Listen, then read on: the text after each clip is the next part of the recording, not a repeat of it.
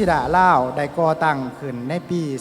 2014 อยู่ที่นครหลวงเวียงจันทน์ได้ประสบผลสำเร็จอย่างหลวงหลายตลอด 11 ปีที่ผ่านมาจนมาฮอดมื้อนี้ปี 2025 ข้าพเจ้าก็ได้รับโอกาสมาเปิดสาขาศูนย์พัฒนาทิชิดะเป็นโอกาสสำคัญในการพัฒนาอย่างมีคุณภาพให้เด็กอยู่ที่นครปากเซ่ของพวกเรา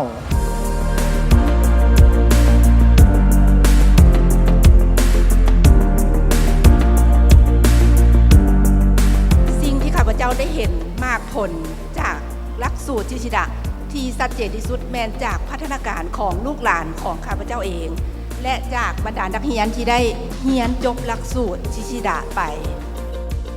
ปากเซก็เปรียบเหมือนบ้านหลังที่สองของข้าพเจ้าฉะนั้นข้าพเจ้าจริงมีความมุ่งมั่นตั้งใจอยากให้ศูนย์ทิชิดะสาขาปากเซ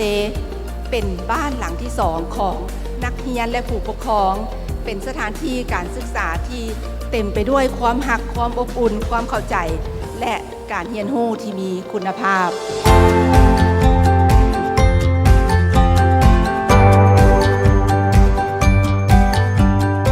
今後ますますのラオスの発展を心より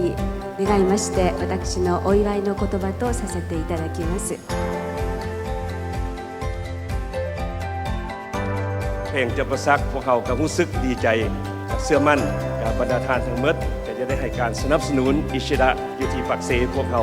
และอวยพรให้คณะผู้บริหารทั้งหมดจงมีสุขภาพเข้มแข็งอิชิดะก้าวขึ้นอย่างบ่หยุดยั้ง